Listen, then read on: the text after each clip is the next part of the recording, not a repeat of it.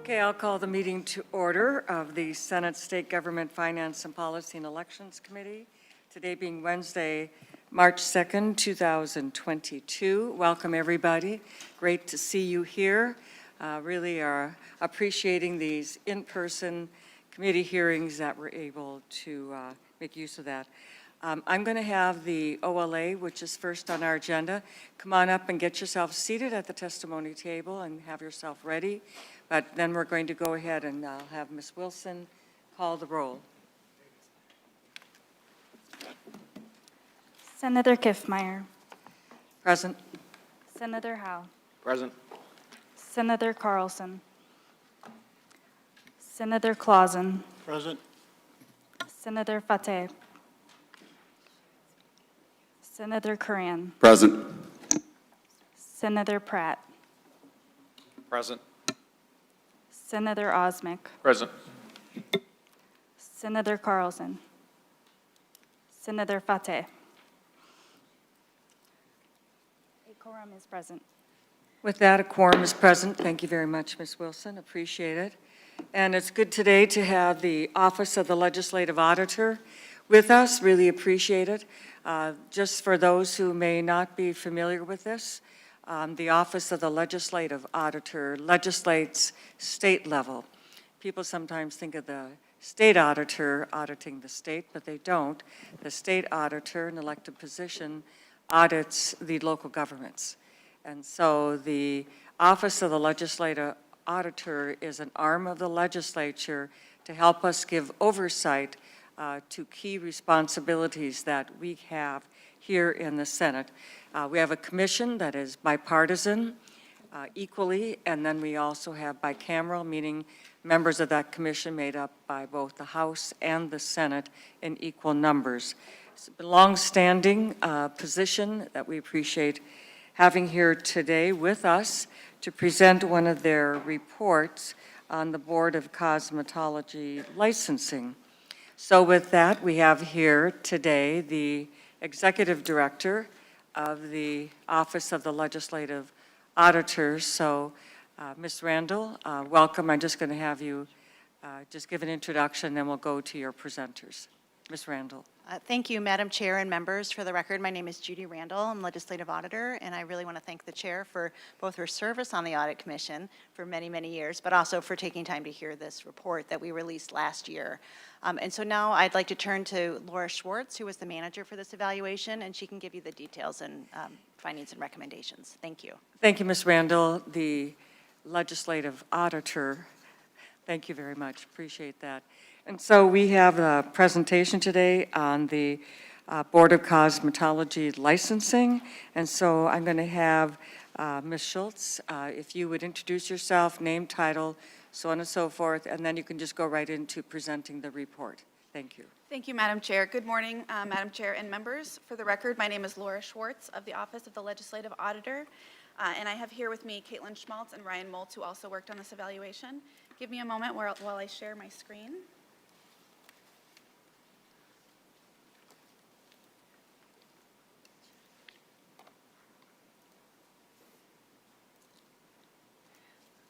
All right. Today, Ms. Schwartz, before you continue, Yes. are there, this is a PowerPoint presentation. That's Are there right. copies in the back of the room like we usually have? The committee administrator let me know that they would be taking care of that. I haven't checked to see if there are. Okay. Oh, it'll be on screen anyway, but for the general public, just want to be sure. Sorry to interrupt you, but No worries. Thank you, Madam thank you so Chair. much. So first I'll talk about our key findings in this evaluation. We found that certain aspects of the cosmetology licensing structure do not contribute to public health or safety, but do make licensing more expensive and burdensome for licensees. We also found confusion about the differences in the scopes of practice between cosmetology and barbering, and inconsistencies in how the state regulates these two very similar occupations. Now, a bit of background about cosmetology. Under Minnesota law, cosmetology includes the cosmetic care of the hair, skin, and nails. And in Minnesota, cosmetology practice is regulated only when done in exchange for compensation. All right, thank you. Practitioners who perform services on the skin, like facials, are called estheticians, and those who perform nail services are called nail technicians. And those who perform nail and skin services, as well as hair services, are called cosmetologists. And throughout this report, we use the generic term cosmetology practitioners to refer to all of those licensees. Cosmetology carries risks. Practitioners use sharp implements, chemicals, and glues that can cause injury. They also can spread viral, bacterial, and fungal infections. And state law requires cosmetology practitioners, salons, and schools to be licensed in order to protect public health and safety. And in addition, most practitioners may only work in licensed establishments. I'm going to skip a couple of slides for time. As part of the evaluation, we surveyed licensees about their experiences with the board. Generally speaking, most licensees were satisfied with the board's application processes and communication. However, some mentioned difficulty in getting answers to their questions, such as about whether or not they can perform a given service. For example, one said, "At times it has been a struggle to get a straightforward answer, as there always seems to be a gray area." We found that the board has instructed staff not to answer these types of questions because it could be construed as unauthorized rulemaking or giving legal advice. Many of the concerns that licensees raised were about the state's licensing structure, which I'll discuss next. The slide that's on the screen right now shows the licensing structure for practitioners. It's organized along two dimensions: level of practice and area of practice. There are 4 levels of practice. The operator level allows a person to practice in a given area, and as the names of the other levels suggest, a salon manager license allows a person to manage a salon, and so forth. The second dimension is area of practice. A cosmetologist can perform cosmetic hair, skin, and nail services. Practitioners with a specialty license perform services in just one area. For example, a nail tech just performs services on nails, and an esthetician just performs services on the skin. In 2015, the legislature created another license called the Advanced Practice Esthetician License for practitioners who perform services on deeper layers of the skin. And in 2016, it created an eyelash technician license for practitioners who just apply eyelash extensions. Minnesota's current licensing structure and requirements dictate that some practitioners must hold multiple licenses in order to perform their work or operate their businesses. Some practitioners and state officials raised concern about the burden that this places on licensees. For example, licensees spoke about the cost of having to renew multiple licenses. One person, shown on the slide in front of you, said, "I hold 5 licenses, which cost approximately $725 every 3 years to renew, along with an additional $1,500 in continuing education costs." Before I discuss some of the issues we found with the levels of the licensing structure, I need to provide a quick overview of the requirements for the first level, the operator license. To become an operator, a person must undergo training. A cosmetologist, for example, must receive 1,550 hours of instruction. Operators also must pass several exams and pay a license fee. It's important to remember that to obtain any other level of licensure, a person must first meet the qualifications for an operator license and then also meet some additional requirements, such as training, testing, and experience requirements. A person with a salon manager license may serve as the designated licensed salon manager, or DLSM, for a given salon. The DLSM is responsible in law for salon and practitioner compliance. The salon manager license has existed in statute since the state began regulating cosmetology in 1927. But changes in law over time have reduced the value of this license. In 2020, the board repealed a rule that required operators to have at least 2,700 hours of experience. Now a person doesn't need to have any experience and does not need to undergo any additional training. They only need to take a test on cosmetology laws. But we found that this test contains the same provisions that are on the test for the operator license exam. So given the lack of requirements for this license, we don't think it currently serves a meaningful public health or safety purpose. So we don't see a need for practitioners to obtain this additional license to serve as a designated manager for a salon, and we recommend that the legislature repeal this license. Next, I'll discuss the other 2 licensure levels. the instructor and school manager licenses. As I mentioned earlier, a person must meet the requirements for an operator license to obtain any other level of licensure. When a person obtains a salon manager license, that license supersedes or replaces the operator license. That means they don't have to pay to renew their operator license anymore. However, the same is not true for instructor or school manager licenses. Statutes require instructors to maintain either an operator or a salon manager license. They also require a school manager to maintain a salon manager license even if they don't work in a salon. Because instructor and school manager licenses do not supersede underlying licenses, some practitioners must hold multiple licenses, which can be expensive and burdensome for them. As I explained, to become an instructor or school manager, a person must first meet the initial licensing requirements for an operator. They also have to meet other testing, training, and experience requirements, and they're subject to more extensive continuing education requirements. Given this, we recommend that the legislature allow instructor and school manager licenses to supersede underlying licenses like the salon manager license does. Now I'll discuss the other dimension of the licensing structure, the area of practice.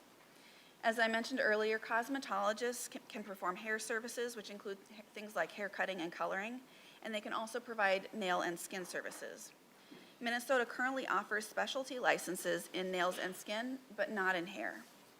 Because cosmetologists are licensed to perform hair, nail, and skin services, their training takes longer and is thus more expensive than for specialty licenses. Some practitioners that we spoke with expressed a desire for a hair-only license. For example, one said, "I feel a separate hair track should be considered for licensing people instead of making students pick cosmetology when they have no desire to do skin or nails." We recommend that the legislature create a hair-only license. This would allow practitioners interested in this track to be licensed more quickly and at less cost. Currently, at least a dozen other states offer a hair-only track. The legislature could also consider creating other narrow scope specialty licenses, such as for waxing, that would allow practitioners to become trained more quickly and at less cost. To facilitate additional specialty licenses and to address our earlier recommendations about allowing licenses to supersede one another, the legislature could create an endorsement-based licensing structure. Under this structure, a person could hold a single license with, for example, endorsements in hair, nails, and nail instruction. And this structure would still protect public health and safety, which is the goal of licensure. I'm going to skip over a few more of our recommendations that are in your slides and also in our report, and skip to a conversation about how cosmetology and barbering intersect, because I know that that's of interest on a bill in this committee. So both cosmetology and barbering have long regulatory histories in the state, which we discuss in the report. The state regulates both occupations to protect public health and safety. We found some confusion about the distinctions between the scope of practice of cosmetology and barbering. As this slide shows, under the law, both cosmetologists and barbers are allowed to clean, condition, color, bleach, wave, straighten, and cut the hair of any person. We found that some people believe that only barbers are allowed to shave and trim beards, and that only cosmetologists are allowed to perform waxing. The law, however, does not support this. Rules explicitly state that cosmetologists may use a razor to remove hair from the head, face, and neck, and neither cosmetology statutes or rules, nor the barber statutes nor rules discuss the use of a straight razor. On page 57 of the report, we discuss some of the similarities and differences between the training for cosmetologists and barbers. We found that even though there's significant overlap in both the scopes of practice and in the required training for cosmetologists and barbers, state law does not offer reciprocity across these credentials. On the other hand, as this slide shows, the law does allow cosmetology practitioners to credit some of their training toward other cosmetology licenses.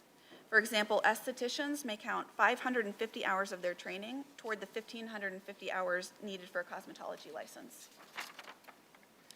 Additionally, despite the significant overlap between cosmetology and barbering, we found that Minnesota is inconsistent in how it regulates these two occupations.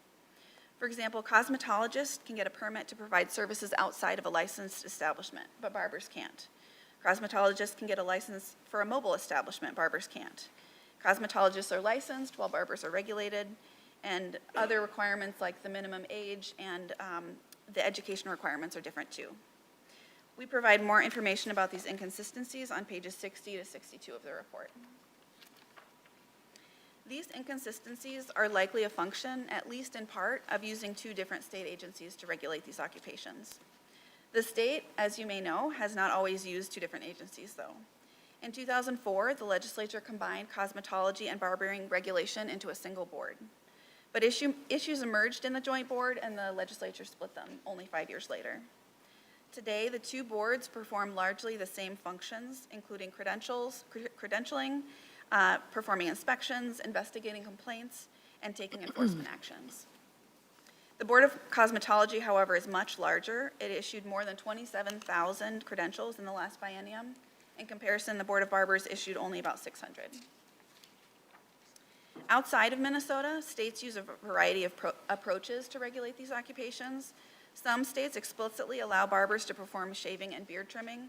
Numerous states, however, either allow cosmetologists and barbers to credit some of their training toward the other license, or they offer a crossover license, or they clearly allow both barbers and cosmetologists to perform shaving, alleviating any need for reciprocity.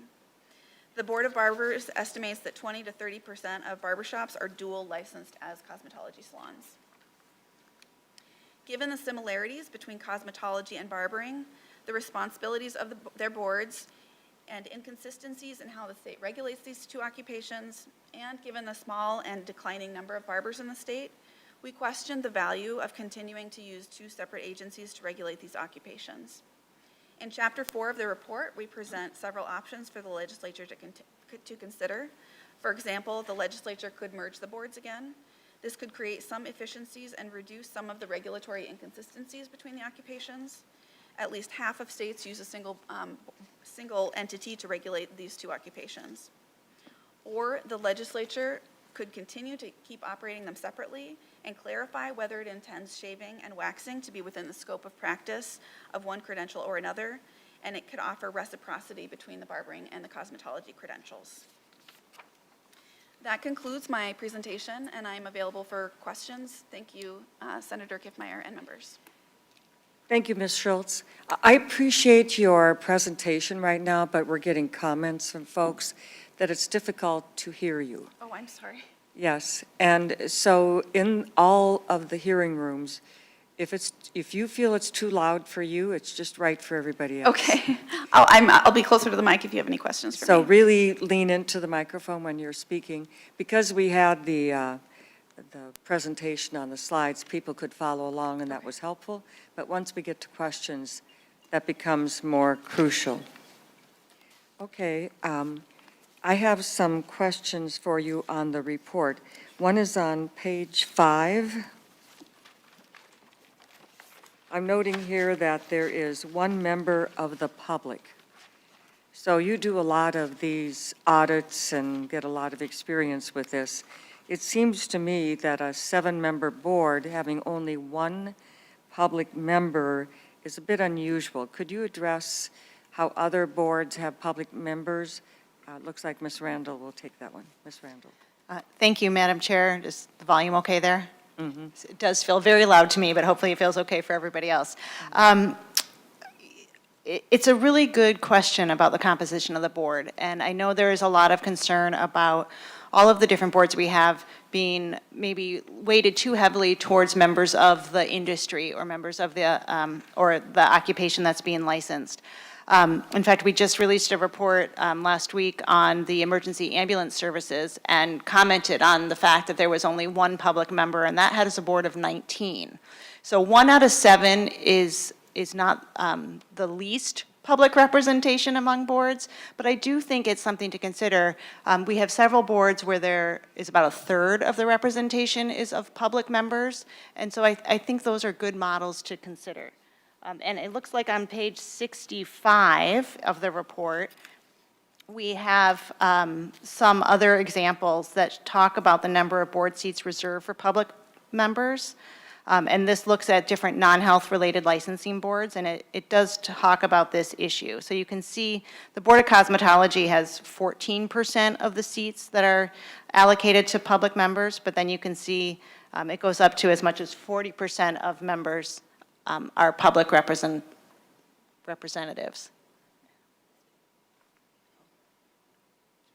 Okay. That's the full answer, Madam Chair. Okay, so I'm just waiting to see what's,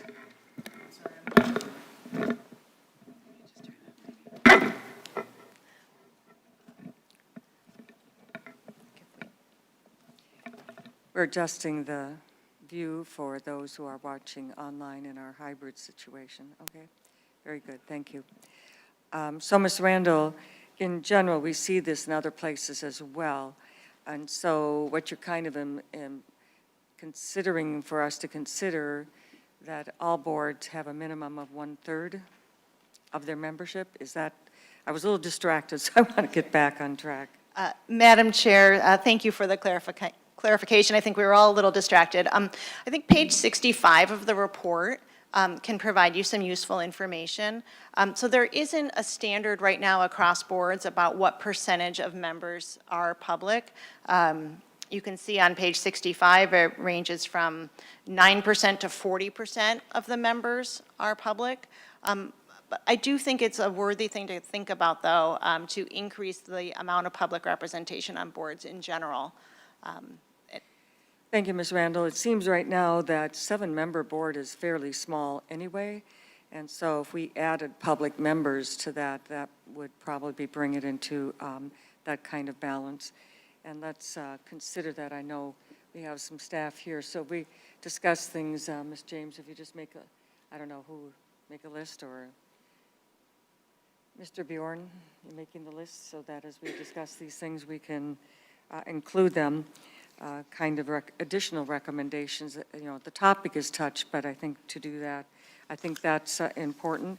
The other one is on, I have 2 more, page 10, where we have the licensee who had 5 licenses, $725 every 3 years. Just being familiar, as this committee is, with lots of boards and commissions and other committees that I serve on, $725 every 3 years seems really very, very high compared to when I think of other licensees. Is there something in the full report that addresses that cost? And the other thing is, what are those 5 licenses? Or were they followed through in the presentation? I couldn't tell for sure. Ms. Schultz, you want to address that?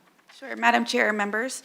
Page 16 of the report shows the various license levels, and it includes the cost of those licenses. I'm not seeing what you're seeing on page 10. We didn't actually cover the difference in the licensing cost between cosmetologists and other licensees. I think maybe you were looking at slide 10. So this was one person who was talking about that they have to hold multiple licenses. For example, they could have had a salon manager license, a cosmetologist instructor license, a cosmetologist salon manager license, an advanced practice esthetician salon manager license, and a school manager license. And that would get them to $725. And then depending on where they take their continuing education courses, that could take them, that could cost a variety of, the cost would depend on the provider. Right. Yeah, the problem is when you have those kinds of costs, it makes it hard for people to be able to do this job, to set up a shop to do the work, because then the price becomes prohibitive. We've had several bills that we've heard over the years to try and deal with this. The big thing that I see here is a statement in the full report. The salon manager license offers little value from a state regulatory perspective. The salon manager license is $145 every 3 years. And so those things start being compounded, especially by the school. And I think the interest we have here, protect health and safety, but this cost and all the multiple things they have to go through are beyond necessary. So the question is how to handle that. The other one is, that I have a concern with, is on page 19 in the PowerPoint presentation. So page 19 is a concern that we've expressed before from this committee. And in this particular one, it has to do with a rule change was made by the Board of Cosmetology. And here, the salon license made requirements the same and began issuing single type of salon license in 2018. However, the statute still requires salon licenses to be differentiated by area of practice. To me, this really demonstrates a disregard for statute. The proper way for the board would be to come to us and say, this is what we want to do, we change the statute. If they need rules after that, that may be the case. But what they're really doing here is legislating by rulemaking through a Board of Cosmetology that is directly appointed by the governor, has no legislative members on it, and only one public manner. But what really concerns me here is when they are disregarding statutes, making rules, and then implementing them.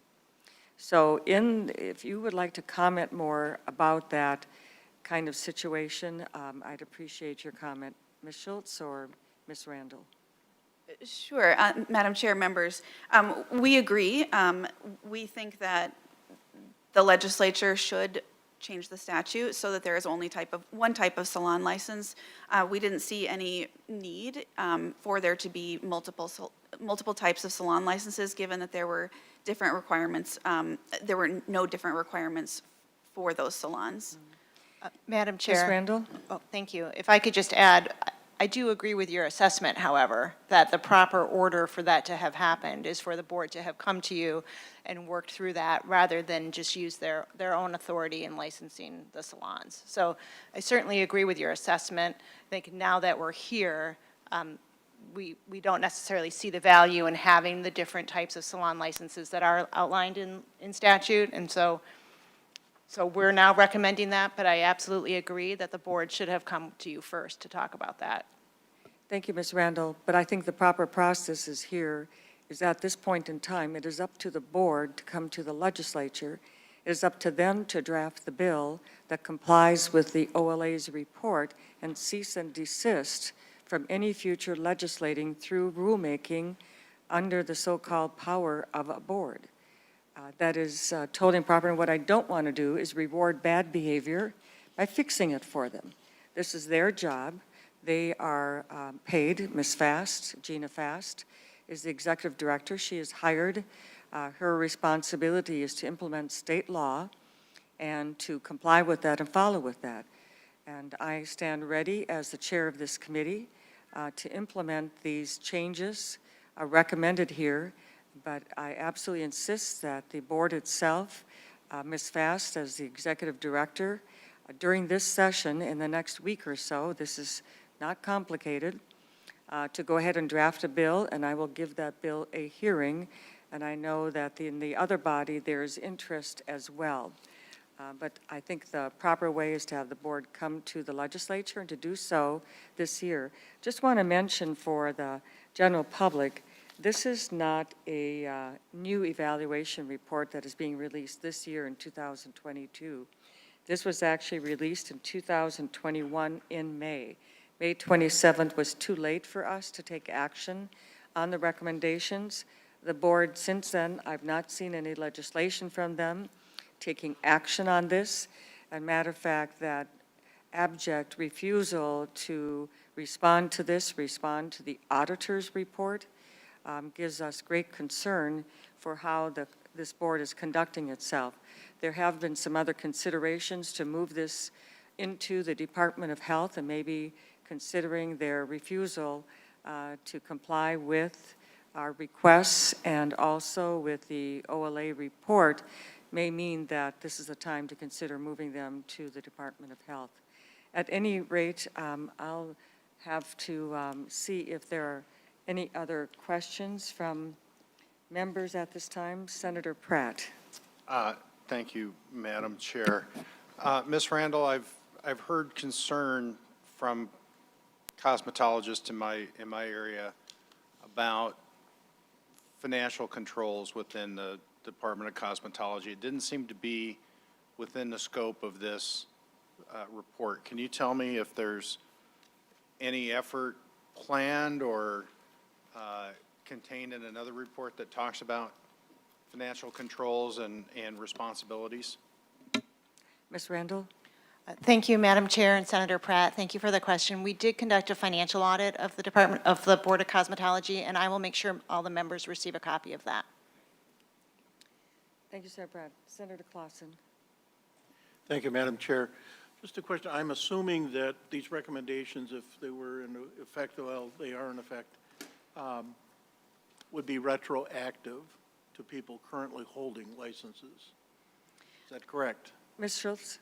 Madam Chair, Senator Claussen, I think that would be up to the legislature. I think those logistics would have to be worked out.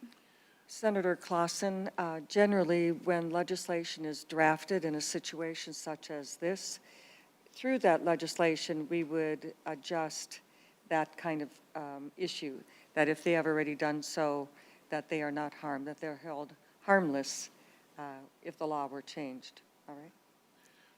Follow-up, Madam Chair? Sure, Senator Claussen. Thank you. Senator Claussen. Are you aware of any requirements to meet these changes that people currently holding licenses would have to, perhaps additional hours of instructions on?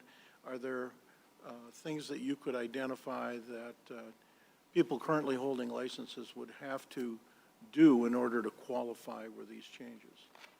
Ms. Schultz? Madam Chair, Senator Claussen, we are not recommending that licensees would have to meet additional requirements. We're basically just suggesting that there be adjustments so that, for example, if you're an instructor, you don't have to also hold another license in addition to your instructor license. Or for example, if you are a school manager, you don't have to also have a salon manager license. I believe we do recommend some slight adjustments, but I don't think it's really an increase in requirements that we're recommending, at least. Thank you, Ms. Schultz. I think the issue here, Senator Claussen, is one of what the OLA office recommends, but it's not legislation. So when we do it in a form, when the board comes forward to us this year with legislation, then those kinds of things would be addressed. And I think your point about making sure we grandfather, you know, we don't usually go back, but we can grandfather and start at that point. I don't think anybody here or necessarily the OLA is saying go backwards at all. I think what we want to be sure is process is followed and that the board comply in this situation. Most other, by the way, boards and commissions and others, when they present, and there's an OLA report, we do have a letter from Ms. Fass, the executive director, but it's rather unusual. We don't have anybody online who responded to our request to have a representative here from the Board of Cosmetology. So ordinarily, I would have directed that to a representative of the board, but they have chosen to not be here, just send a letter, and that no board member or anybody of the staff in the office saw fit to be here today for this committee hearing. That could have been very helpful, but they're not here. All right, any other questions? And Senator Koren. Thank you, Madam Chair. And you kind of highlighted what I was going to talk about, is that your comment, the questions that we have in this report from the OLA has been out since May of 2021. We've had continuous issues, and you brought up just 3 additional ones of the cost, you know, the OLA report itself and the specific to the rulemaking process to deal with some of these important issues. I think it's extremely disrespectful of the organization or the board to not have a single person. We're available here in person and we're available remotely. If somebody's on an island, they could come in, they could testify with internet access. So we are the governing body. We're the oversight for the Board of Cosmetology, and we do expect them when we hold, this is an official hearing, official business. This is where we get this work done in the public eye. And extremely disrespectful, and I just wanted to make sure that people understood that this is not normal. Most people should sit before us and address those issues. The OLA, we appreciate the work you did, and you're taking all the questions in lieu of their absence. And so you've already done your job, and you did a great job. But the board or someone from the board or Ms. Fast should be here. And so we would like to get them on our schedule, I believe, as soon as we possibly can, when it's convenient for Ms. Fast and their board to bless us with their presence. Thank you, Madam Chair. Thank you, Senator Cran. We do have another testifier on this topic, and so Mr. McGrath.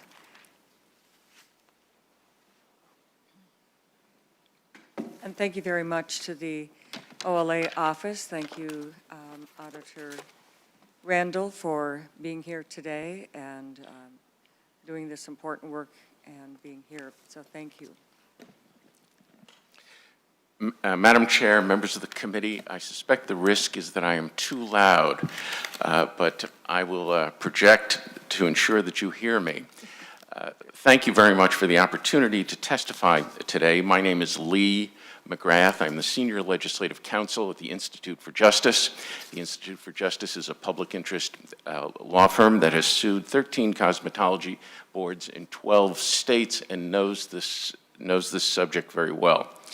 The Legislative Auditor, Madam Chair, has done a very good job of inventorying the complex statutes and rules that Minnesotans are regulated by the Board of Cosmetology. But its research leaves something to be desired. It is far from complete. There are certainly limits as to what the office could do, but my hope today is to lay out some of the more serious omissions that you might consider. And where I'm headed, Madam Chair, is to endorse a bill that you're a co-author on. Senator Housley last year, on 2 days short of a year, introduced Senate File 691. That should be the operative vehicle for this committee's debate.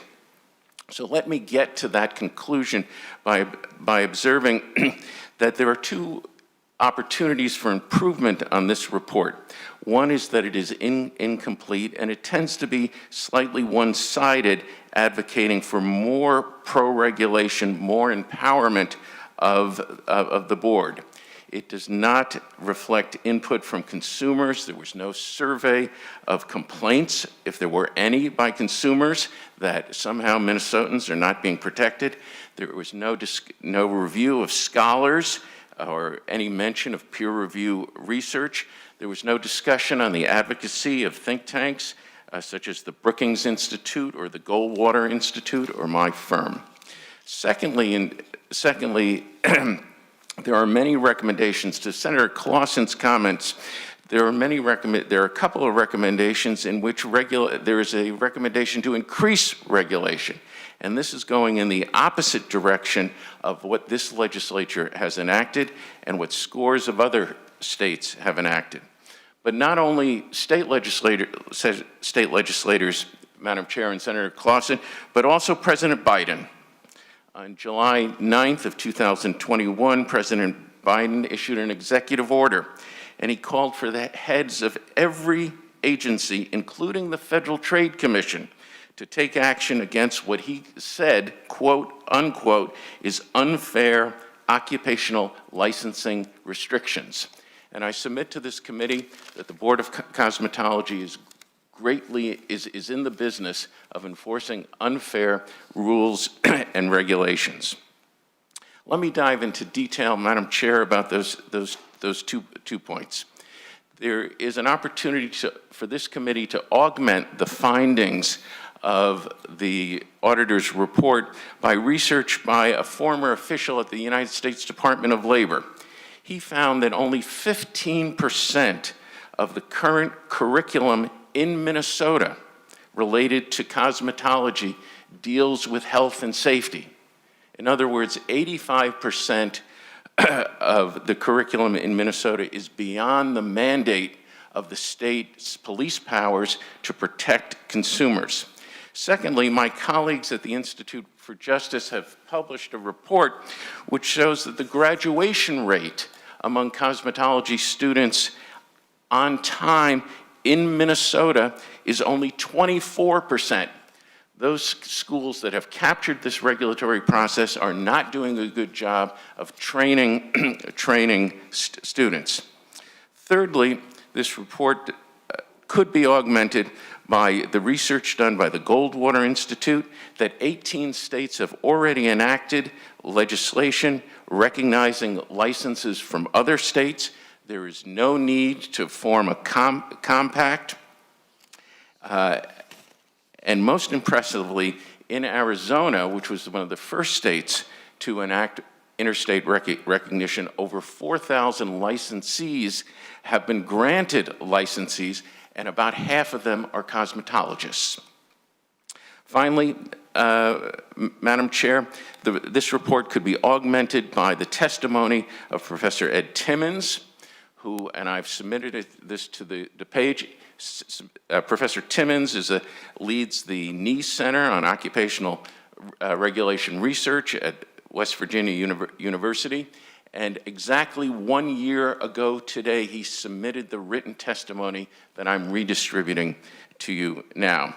Most importantly, Professor Timmons has found that over 100 million residents in the United Kingdom and Spain get haircuts and get their hair styled without any occupational licensing at all.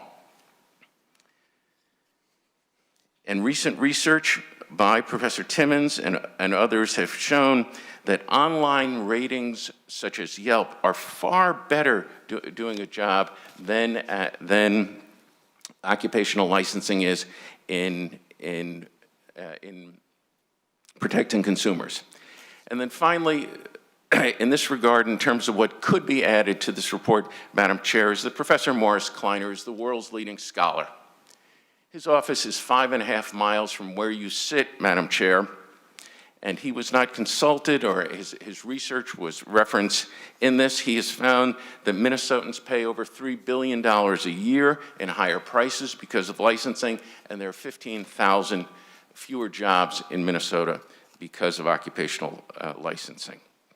The second, Madam Chair, the second important point here, and what this committee should take into consideration as an augmentation of this report, is that this report on page 35 recommends the repeal of Senator Housley's bill that has freed 1,000 bridal hairstylists and makeup artists. It wants the re-regulation of these 1,000 bridal hairstylists and makeup artists through a new registration that would cost money and require continuing education. So, Senator Claussen, to your question, on page 34 is an example of a recommendation to increase regulation. Customer satisfaction has been shown repeatedly to be met not by licenses, but by Yelp, and there is no one on earth more interested in Yelp reviews than a pending bride, Madam Chairman. Secondly, on page 27, this report recommends more regulation as it relates to only hair-only specialists. There's an alternative. The alternative is just to exempt. Cutting hair there are no inherent risks in cutting hair. There's no reason to regulate the cutting of hair.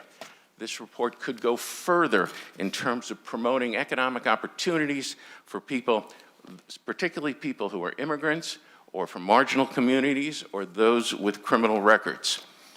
This report could go further to have shown that deregulation is the current trend, not only in Minnesota, but across the country. 31 states have exempted hair braiders, 12 have exempted shampooers, 5 have exempted blow-dry stylists, 10 have exempted makeup technicians, 7 have exempted eyelash technicians, 13 have exempted threaders. And Madam Chairman, even the state of California has reduced the number of hours it takes to become a licensed cosmetologist from 1,600 to 1,000.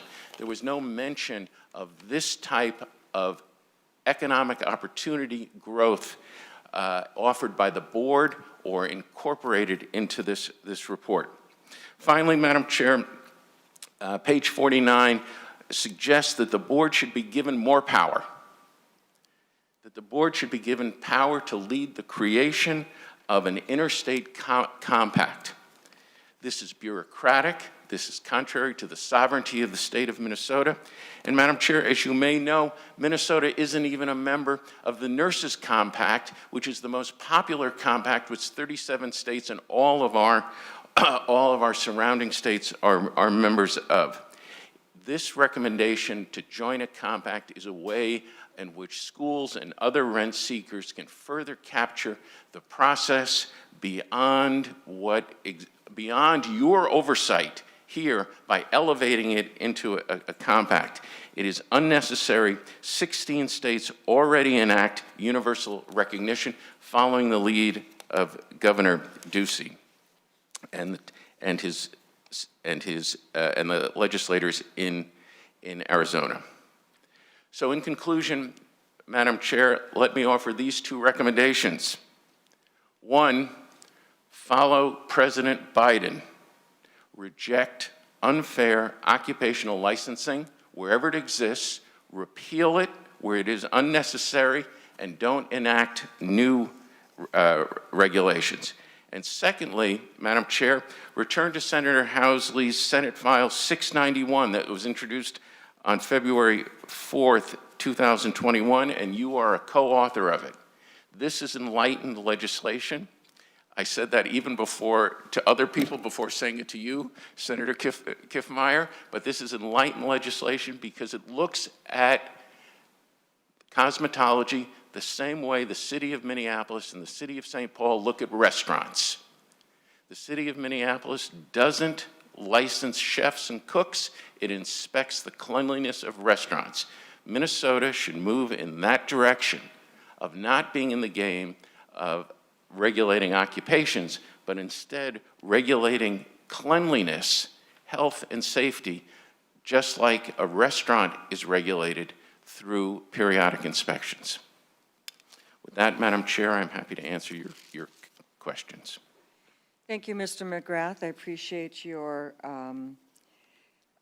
opportunity to be here today and to hear from you on this report. You make many good points. As a point of information on Senate File 691, it was heard in this committee.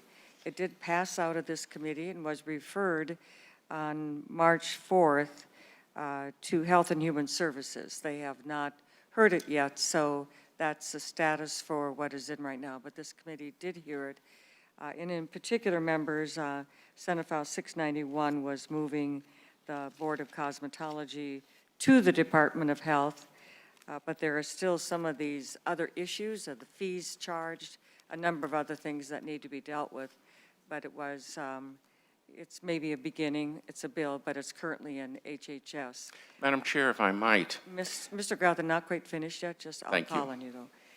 Just to mention that Ms. Fast has mentioned some other bills. We are looking for those and will consider those. So just to let you know, there may be another hearing here in the future to go into this in a little bit more detail. Mr. McGrath. Madam Chair, thank you, and please pardon my interruption. The original version of 691 is the one that this committee should revisit. In that, Senator Housley and you, Madam Chair, have proposed legislation to mirror the way restaurants are regulated by eliminating occupational licenses and instead expanding, putting resources into inspections. I would be happy to come back to the committee and testify in support for a reintroduction of that bill or a reconsideration of the original version of that. Thank you, Mr. McGrath. We'll consider that. There are many things because of the OLA report that we need to look into and have in the past, but we've met great resistance. And so it's been really difficult to, for us, but as our committee, however, times change and then sometimes things that were difficult before might have a renewed interest. That's why we chose to have the OLA report on the agenda today. So thank you very much.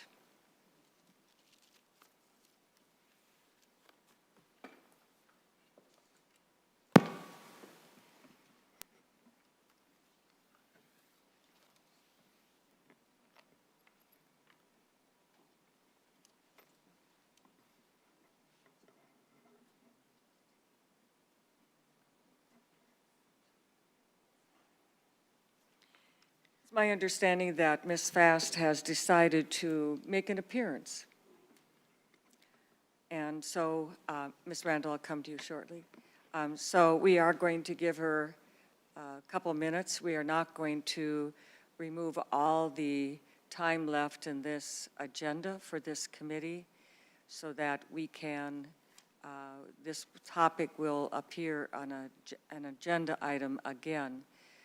But since I don't know why she suddenly was available when before was not, nor her staff, but nonetheless, Ms. Fast, when you come on, we'll give you 2 minutes. That's it. We will defer this for another time when this can have more thorough discussion. With that, Ms. Randall. The little. Thank you, Madam Chair, members. The microphone just fell apart on me. I felt a need to comment in response to Mr. McGrath's comments, which I think were unfounded and unfair. The team actually received input from him. We also looked at national literature, academic literature. I personally reviewed the literature from Dr. Morris Kleiner. And so I think sometimes when we issue reports that people don't agree with, they criticize our methods, and I just felt I needed to come up here and set the record straight. Thank you for allowing me that time. Thank you, Ms. Randall. Appreciate that. Okay, and it is a report from the Office of the Legislative Auditor, and it has a specific purpose and guidelines that we use in issuing this kind of report. It's an audit, it's not a study, not intended for that, and it's a topic selection generally dictated by the legislature with certain parameters. So some is part of the OLA, some of it is not. So thank you, Ms. Randall, for that clarification. Ms. Fast, if you are online, you have 2 minutes, and please go ahead and make your comment.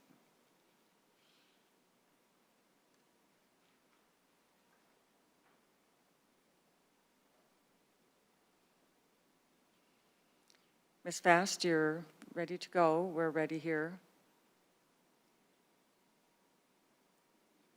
We can't hear you. There's a mute on your side that.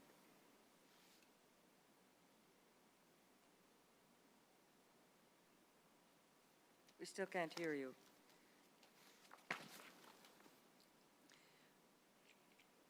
Ms. Fast, let's just defer this since there's a connection issue. So we'll have to wait until that is possible, Ms. Fast. We're going to move on to our other agenda, and staff can work to see if there's anything that we can do on our end. So thank you, Ms. Fast. Okay, with that, members, we're going to go on to the rest of our agenda. I'll just take a moment here to move seats and to get things ready for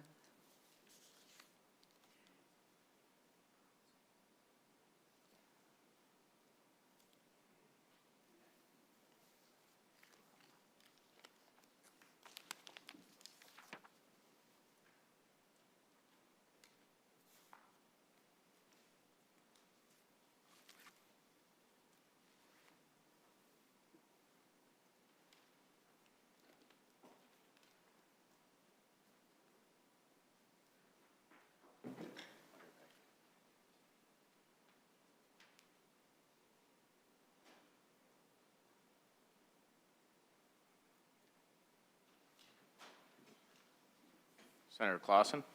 Or Senator Carlson, you have a comment?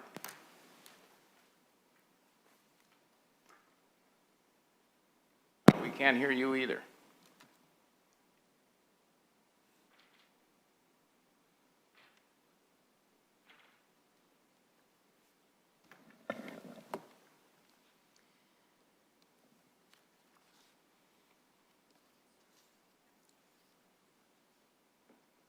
Senator Carlson, we still can't hear you.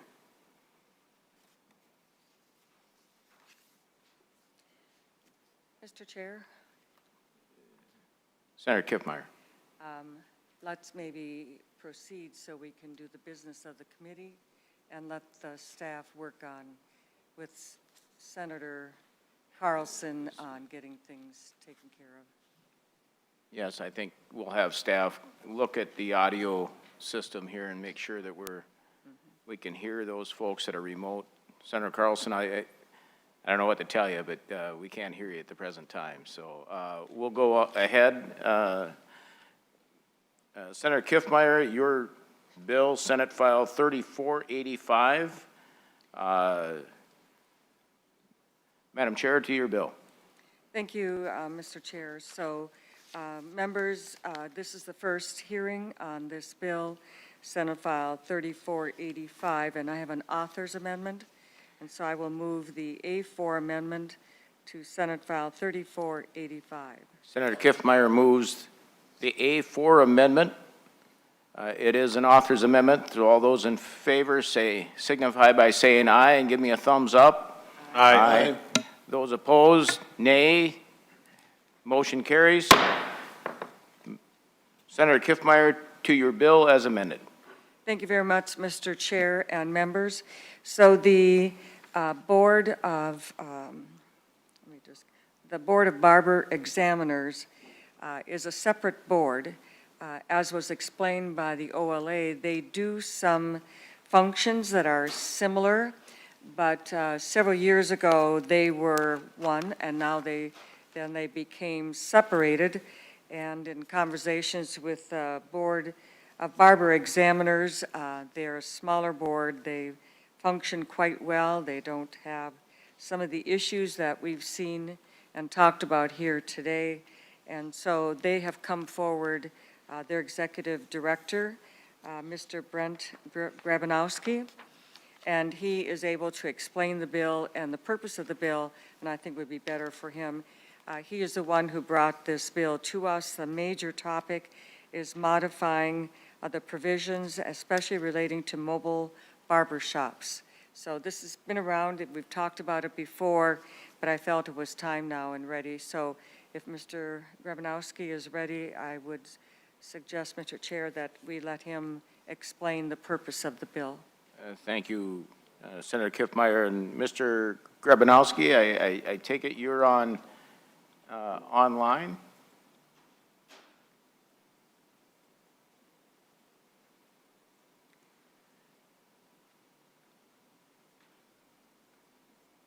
I see you now. So if you can please state your name and continue with your testimony. Yeah, we got the same problem. So for some reason, we're not getting any external audio. Mr. Chair, I suggest we just take a 2-minute recess so we can work out this. I thought it was maybe just a one-member issue. For that reason, until we get our external audio corrected, this committee stands in recess.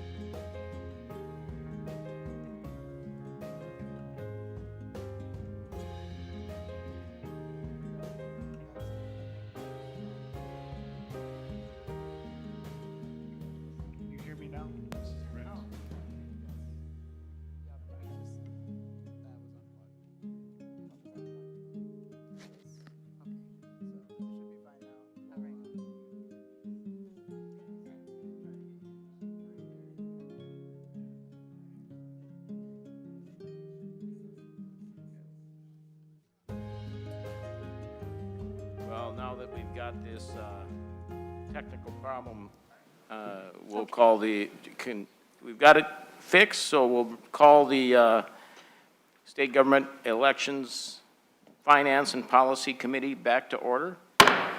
And Mr. Grabanowski. Grabanowski, if you can please state your name and continue with your testimony. Thank you. Thank you, Mr. Chair and committee members. My name is Brent Grabanowski, and I'm the Executive Director of the Minnesota Barber Board. Thank you for giving me the opportunity to talk with you about this bill today. This language was developed by the board and its legislative committee, working with stakeholders, including barbers and barber school owners, to address a few topics, including examinations, mobile barbershops, and board member appointments. The bill also addresses two recommendations from the OLA as a result of the cosmetology licensing review. And those would better define barbering and would establish a reciprocity process for cosmetologists who want to become barbers. I would like to talk about those changes first. The board seeks to add two definitions, a definition for straight razor and a definition for waxing. The board defined straight razor because they consider straight razor shaving to be a barber service. Waxing was defined because the board considers waxing to be a cosmetology service and not in the scope of practice for barbers. Language was added to the definition of barbering on page 4 of the bill to reflect this. The board seeks to add a reciprocity process for cosmetologists who wish to become barbers in Minnesota. A cosmetologist from Minnesota or another state could apply to the board for reciprocity and be granted up to 1,000 hours of study if the training is similar to barber training. Any remaining hours would be completed in a barber school where the cosmetologist would learn straight razor shaving, barber rule and law, and learning how to perform barber style haircuts. This bill establishes definitions, fees, and provisions for new law that would enable barbers to operate mobile barbershops. This will give barbers a way to safely perform barber services outside of barbershops. I see a benefit to the citizens of Minnesota, especially outstate, who may not have a barbershop in the small town where they live. A barber could operate a mobile barbershop and service small towns where it may not be practical to operate a brick and mortar barbershop. Also, mobile barbershops can help barbers reach customers who may be homebound or unable to travel. This bill addresses barber examinations. The board currently requires a 10th grade education for services or for people seeking to be a barber. Only a few states have an education requirement for barbering, and the board seeks to change that requirement to a person being 17 years of age to be eligible for examination. If a person takes a registered barber exam currently and they fail, they are required to attend an additional 500 hours of barber school. The board finds this requirement onerous and wishes to eliminate it.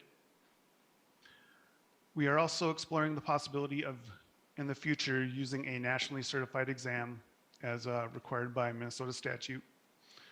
This bill makes it clear that the board has the ability to do that. It will also give the ability to the board to administer examinations more frequently if necessary and have more flexibility on when exams can be administered. Currently, we are limited to providing exams to the beginning of February, May, August, and November. In the past year, there's been an increase in the number of people attending barber school, and the board will need flexibility to offer more examination dates in the future. Lastly, this bill seeks to remove two requirements for barber board appointments. Currently, one member is to be a member of or recommended by a union of journeyman barbers, and one member is required to be a member of or recommended by a professional association of barbers. There is not a barber union or a professional organization of barbers active in Minnesota, and there hasn't been for some time. When looking at this bill, you see lots of changes, and that's because we are removing some exam-related rules and moving them into statute, and the board is asking to repeal those, what would be unnecessary rules. Thank you for your time and consideration, and I'll be happy to answer any questions you may have regarding this bill. And thank you, Mr. Grabanowski. Is there any questions from members? Seeing none, Senator Kiffmeyer, to your bill. Thank you, Mr. Chair. So at this time, we will be looking at laying this bill over for possible inclusion in a policy bill, and that we would consider some other amendments as well that have come to me and have had a discussion, but are not ready for today, so we've just laid over. Well, with that, Senator Kiffmeyer, Senate File 3485 is laid over for possible inclusion. Members, seeing that we've concluded with our agenda today. Mr. Chair, I think we had Senator Carlson fixed. I just, if you wanted to. Yes, you want to go back and have his comments? Senator Carlson, are you prepared to, you had some questions previously? Thank you, Mr. Chair. And the questions were of the audio quality, and so that's fixed. Thank you. Thank you, Senator Carlson. And Mr. Chair, I don't know if Ms. Fast was another one that was hung up on the audio, if she wants to take a couple minutes to speak to us, if that is Ms. fixed. Fast? Madam Chair? Yes. There you go. Oh, Go ahead and All right. continue with your testimony. Okay, thank you. Thank you, Mr. Chair and Chair Kiffmeyer. Sorry, I was on an airplane and unavailable to testify, so I have landed and would just like to be there to answer any questions. I think our letter we supplied states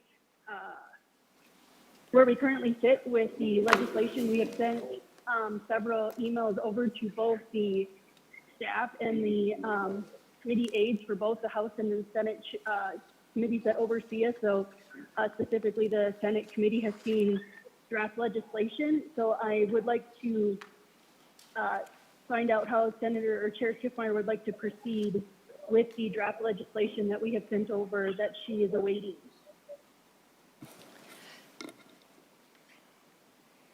Ms. Fast, I have Yes. always made myself available to you, and as always, when you have requested to have time with me, you want to go over bills, you want to go over legislation, whatever you want to do, I've made myself available to you, and that has not changed.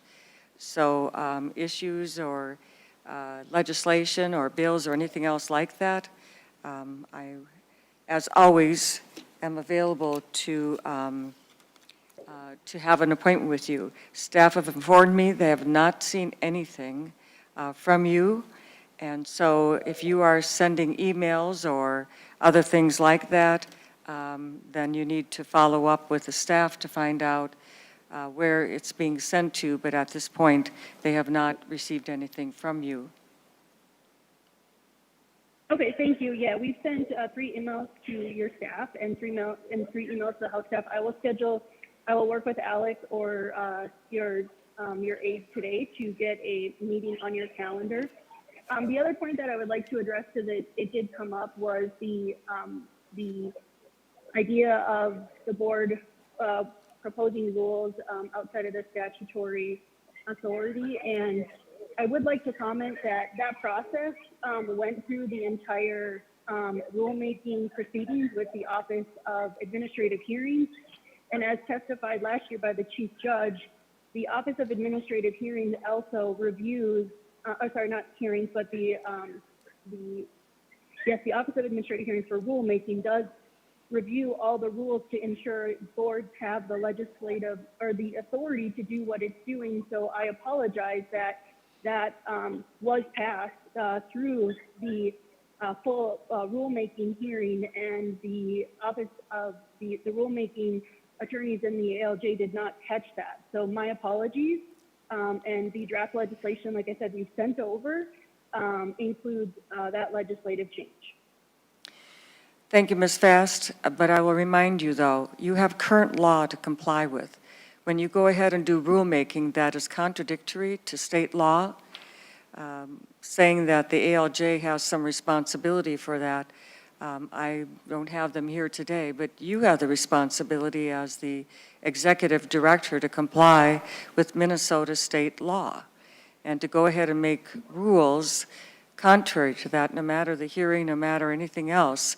You still have a requirement as the executive director and the leader to comply with statutes and have that responsibility. So we'll leave it at that. We'll probably have another Understood. hearing on some of these recommendations, and at which point, Ms. Fast, you can work with staff and others as well.